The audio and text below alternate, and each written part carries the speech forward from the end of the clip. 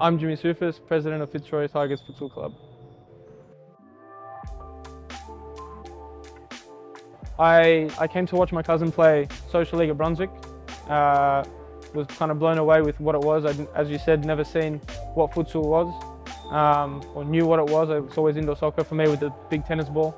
So I came and watched, enjoyed it, watched a few more weeks, got to chatting to Theo and Peter around the stadium, or my dad was anyway. And they told us about this V-League that was happening on Wednesday nights. So we started coming down to watch the V-League, and yeah, it kind of just grew from there, year in, year out, and we became more involved as the years went. And yeah, I kind of started by just watching, but watching Social League was how I came to find futsal. So otherwise I had no idea what the sport was, or that Brunswick existed, or anything like that. Yeah, so starting Fitzroy wasn't really as traditional as other clubs that you see these days. So Fitzroy and like Pascoe Vale, Carlton, these kind of clubs were started in 2006 by Futsal Oz as all just one team, and sort of grew from there. So people took over, the early years were just people running the club in conjunction with Futsal Oz. And then in 2012, Fernando took over Fitzroy, brought in a bunch of young players and worked with them for a few years.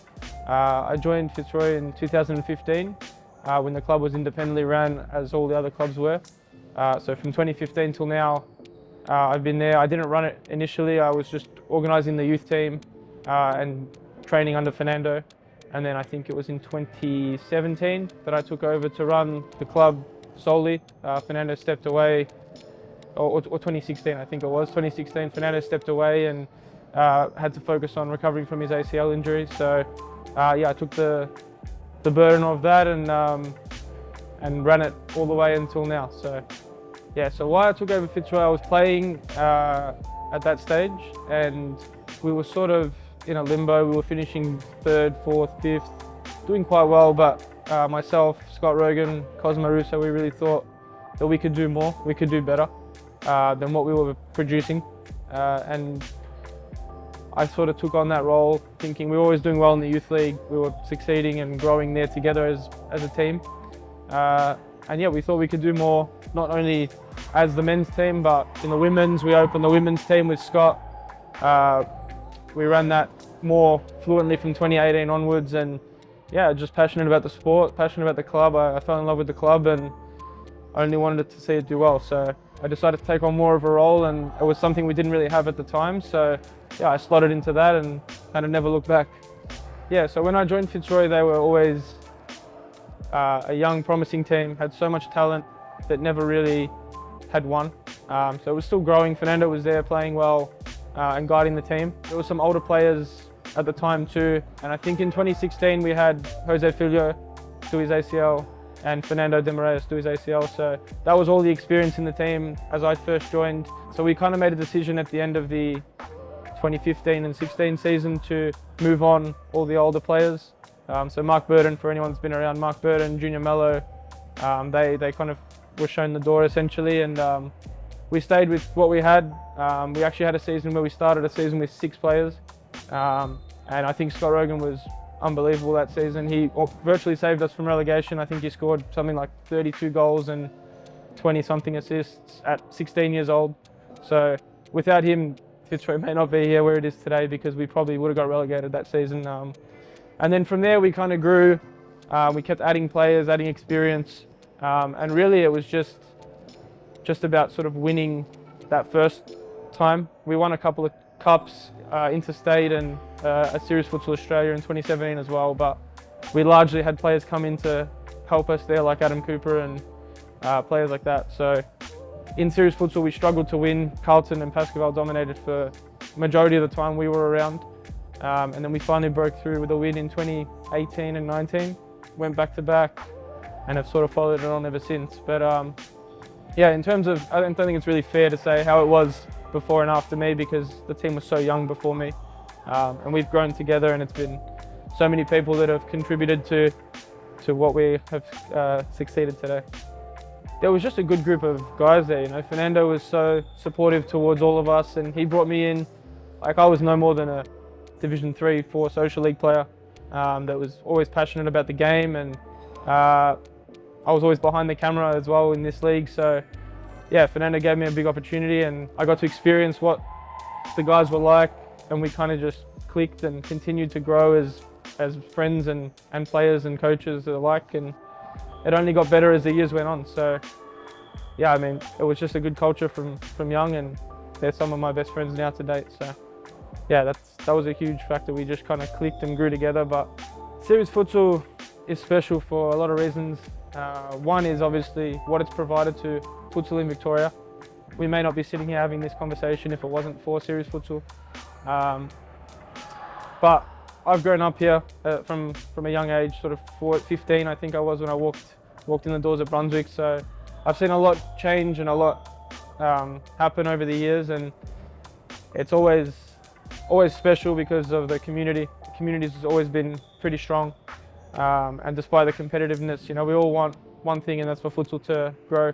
So Series Futsal provided a platform for so many people and players, and you've seen players reach national teams playing here week in, week out in Series Futsal, when otherwise they may not have that opportunity. So yeah, I guess I'm just grateful for what it's provided everyone to do, and provided a platform for all these clubs to grow, and all the interstate competitions that we compete in, and all the international chances that clubs have had have been based from Series Futsal. So no matter what opportunities come our way, we've always been grateful to play in Series Futsal with all our teams at every age group. So coaching, look, I played for a little while, and then sort of 2018, I started to coach the youth team more prominently, and the women's. I coached the women's for a long time with Scott. And then we kind of got to a point where I thought I could do a good enough job with the men's team, but we've always had someone there to support anyway. And I guess over the years I just picked things up in coaching. I enjoyed it. As a player, I wasn't as successful as some of the guys that are out there playing today. You know, I had my fair share. I played in a few league titles and stuff, which was great, but I felt like the team was always really good and probably better players than me. So I made that sacrifice into coaching more. And I just like seeing players develop, players grow, players achieve things, you know, like working closely with Scott for so long. To see him play for the national team is a blessing. He deserves that. And hopefully to see more players achieve things in this sport is something that coaching brings me joy. So yeah, it's always not the most glamorous, I guess. It's always the players that get the rewards, but it's something that I enjoy, and definitely to working with players at my club. So yeah, I picked up a lot over the years from various people, and I've kind of put it all together into my own style. So yeah, that's how I came to coaching. The coach is a huge part impacting winning. Like you can see over the years, there's been so many teams that have been great and just not gotten over the hump to become champions. So I think understanding a lot of things like player management, substitutions, rotations, training, it all blends in. And you know, I see a lot of the time in this league that a lot of the games that teams lose does come down to coaching.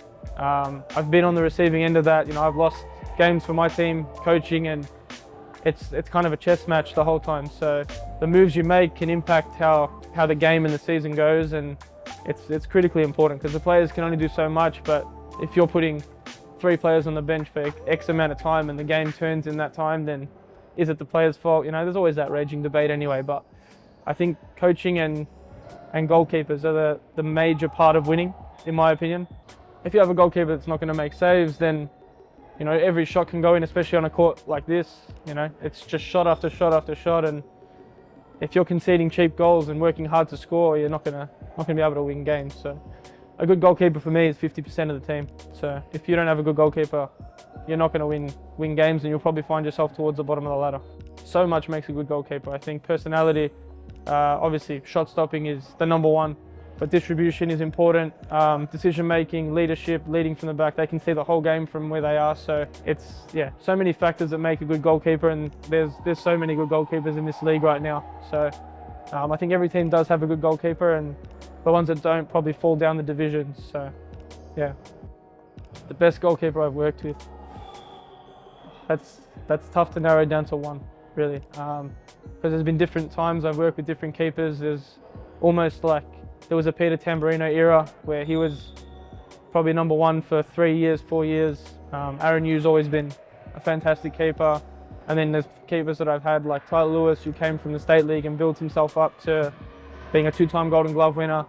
Mazin Abdallah as well came from nothing to be a 3-time Golden Glove winner. So yeah, we've been lucky with goalkeepers at Fitzroy over the years, and yeah, these guys that I've just mentioned have been long-term for us for so long. So yeah, they're probably the ones I've worked with. I haven't worked with a lot, which is probably a good thing, that you keep the circle small and they stay for a long time. So yeah, pretty grateful that we've had a good bunch of keepers to work with.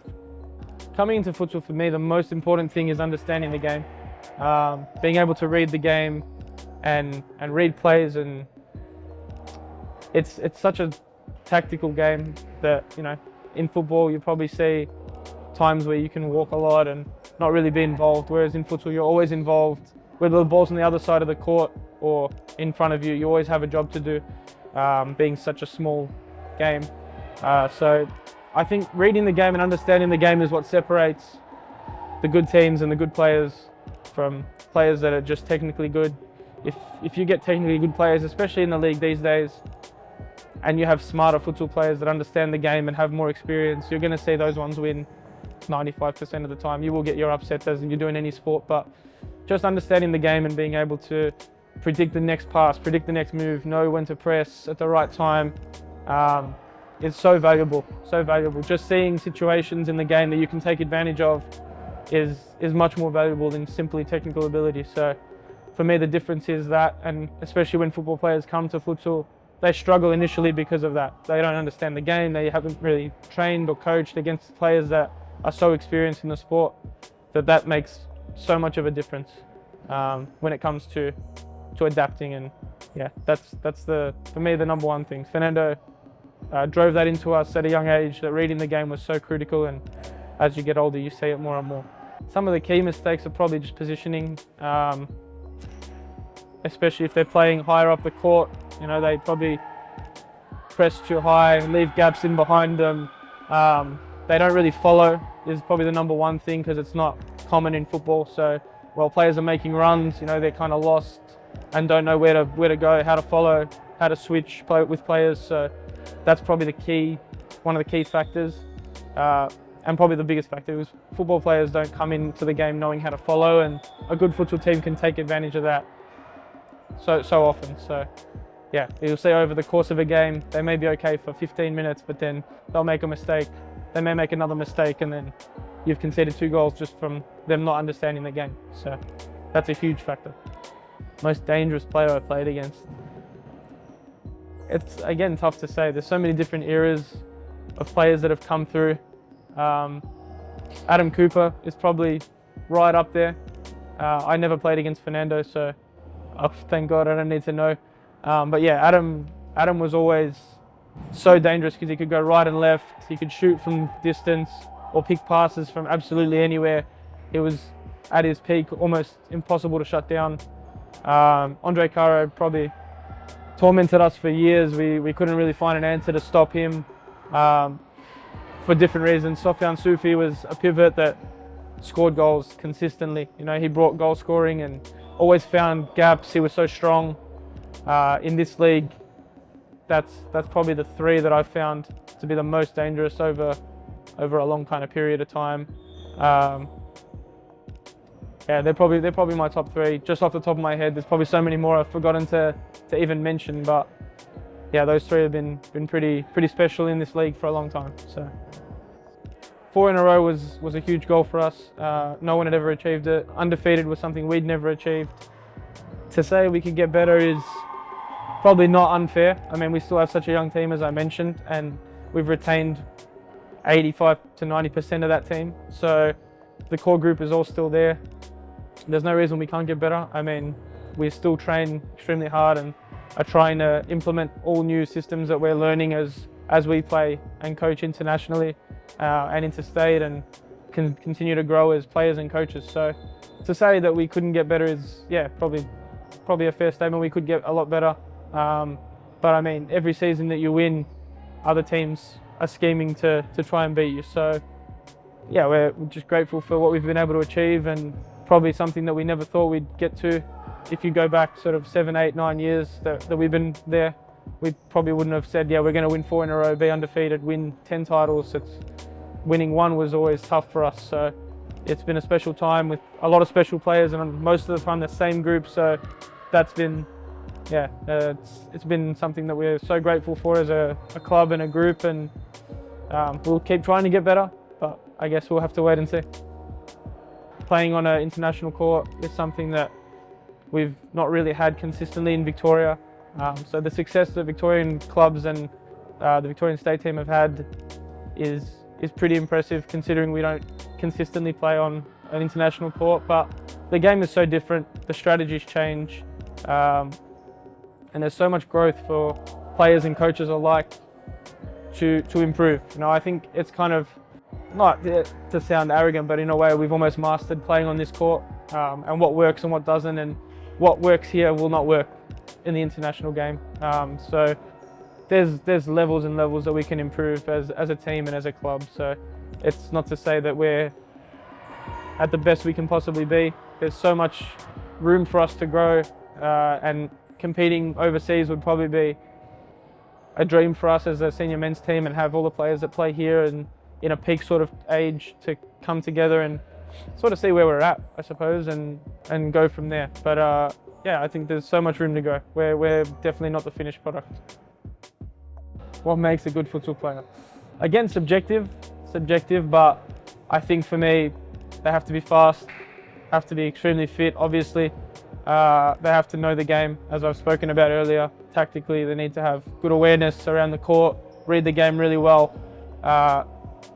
Good 1v1 dribbling ability is always a positive, because if nothing else works, then you can turn to your technical ability, and being a good defender.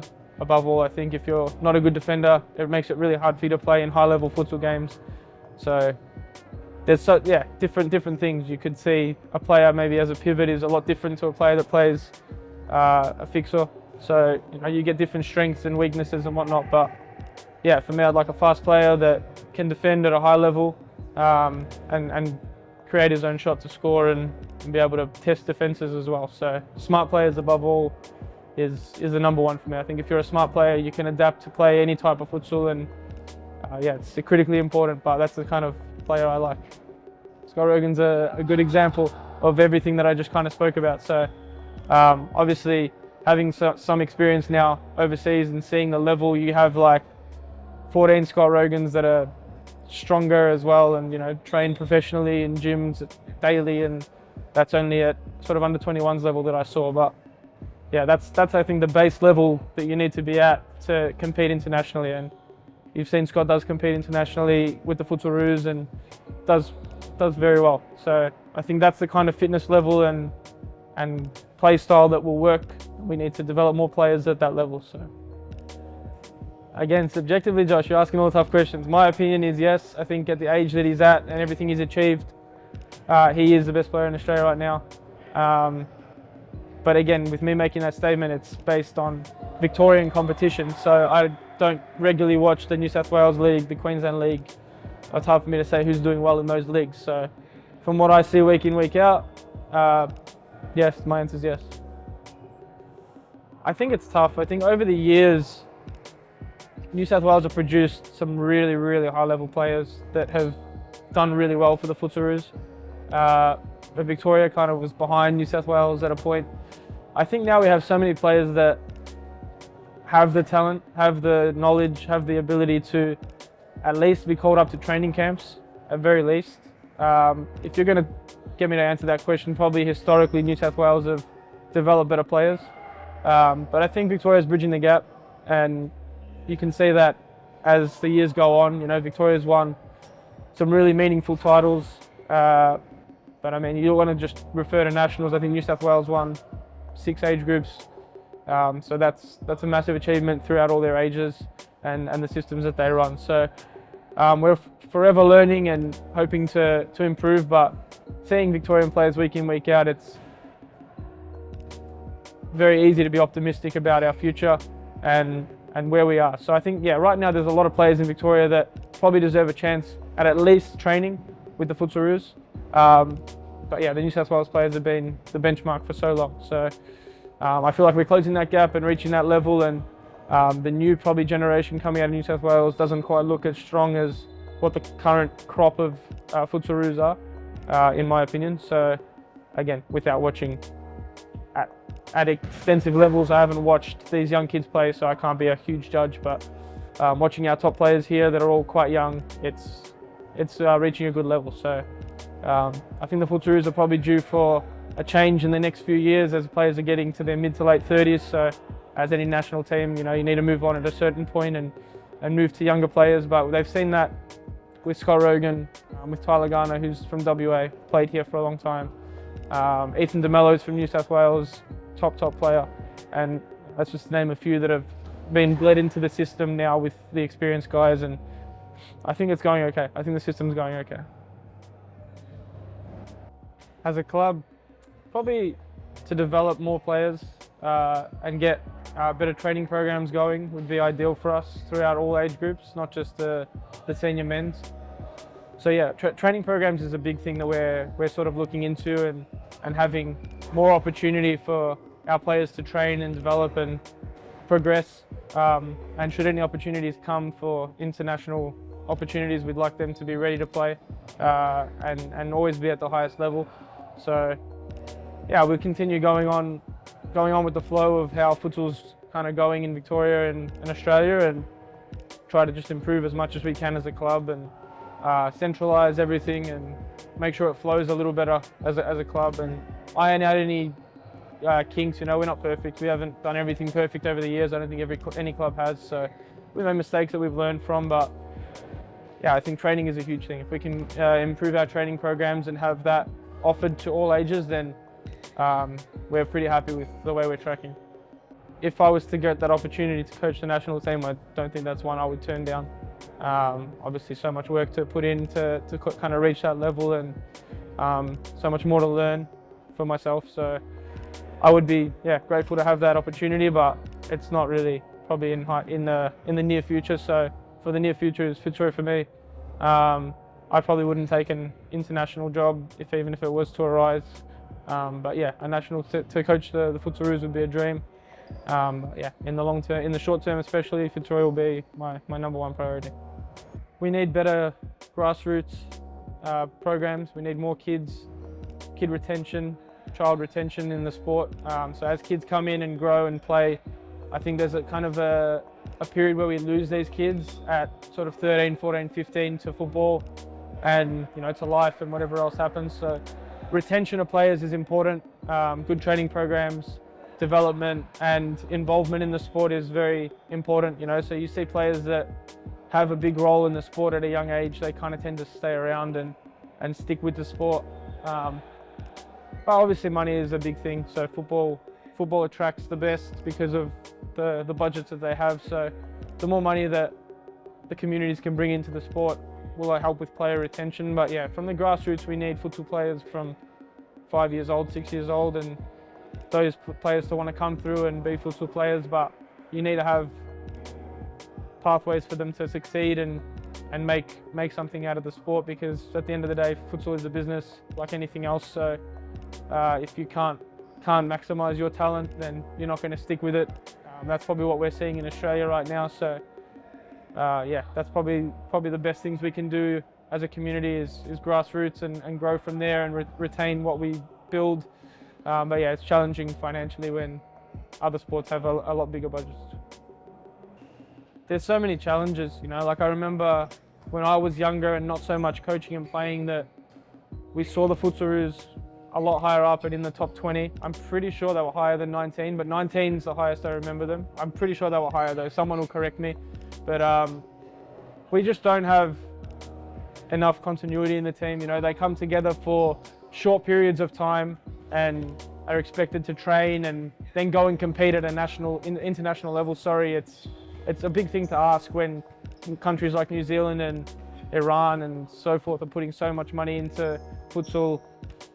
It comes down to money and being a business at the end of the day, right? The more money that comes in, the easier it is to achieve good things. So, you know, we need the national team to be able to train together longer, have that continuity and be able to build a special group for a long time, as we did 15, 20 years ago, you know, with Greg Giovanali, Fernando, De Moraes, Dean Lockhart, Tobias Cito. These guys achieved a lot, just to name a few. Yeah, they went to 2 World Cups with the core of that team, and you saw results of them being together for so long and achieving good things. So, as I mentioned earlier, with young players being blooded into the national team, I think they have the chance to grow and together at international level. So we need to kind of find 12 guys that are trusted, and then the last 2 can be interchangeable, but you need a good core of players that can grow together and compete together and understand each other over a good amount of time, I think, to be successful. So that comes with resources and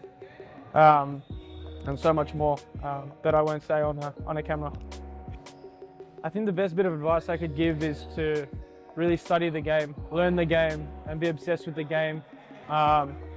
Take anything that you can from everyone around you at that sort of stage, be a sponge and kind of make your own player or coach and develop your own style for yourself based on what you can take from everything you learn from every different player. You know, what works for Scott Rogan may not work for me, and what works for me may not work for Josh Fusco, you know. So it's all about taking what you can learn from each different player and what strengths they have that work for you, or different coaches for that matter, and just developing your own sort of style and what you like, build your own philosophy and just be obsessed with the game, I guess. If you're obsessed with the game, study the game and really give everything to it, you'll get the best results out of it, and work hard and train hard, and there's only the sky's the limit, you know. If you want to do well, I think you can achieve anything you want as a player or a coach. So it's just about understanding what you're doing, and it's like anything, you put your mind to it and believe in